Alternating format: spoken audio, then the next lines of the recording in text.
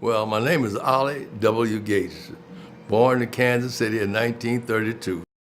The restaurant that my dad bought at the time was called Old Johnny's Old Kentucky Barbecue.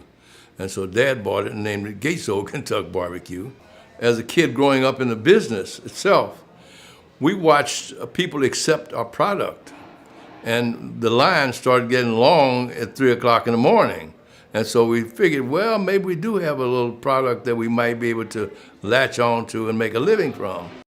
I kind of started to take over. When I got out of the Army in 1956, I came home and said, we got two families to support out of this one little building. And he said, well, what are you going to do? I said, we got to expand, Dad. And we decided to build a new restaurant on 12th in Brooklyn. And that's when we really said, well, maybe we are in business. The Army is probably one of the greatest assets to my business as any of it. You had plans and intelligence and training and supply. And so that's where I set up my whole business. So I brought a lot of the Army training right into what we're doing today. Yeah.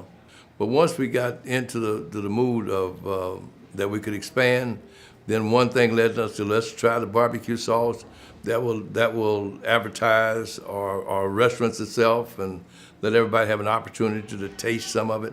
So it wasn't a great thought that did it. It was we watched and we listened.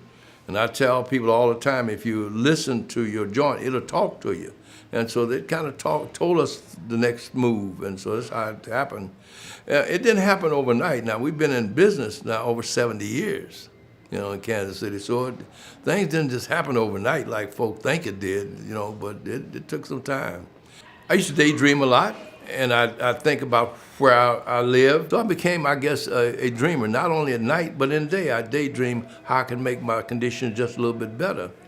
So that would be one word that I would use, daydreaming. People ask me today why I stay around the business, because I like it. I mean, it's the way of life for me. I married the business. That's one of the things. And I think if they find something they would like to do, then stay with it. Don't look at what it's going to do for you, but what you can do for it, to make it better. Then it's quid pro quo. It'll come back to you. But I'd just say, don't be in a hurry. Take your time and enjoy whatever you're doing, whatever it is that you enjoy doing, and it happens to turn into money. That's great. When people come thinking about Kansas City, they think about barbecue now. And so they don't think about Chinese food or steaks or whatnot. They think about barbecue. Well, as long as I'm in that circle, I love it.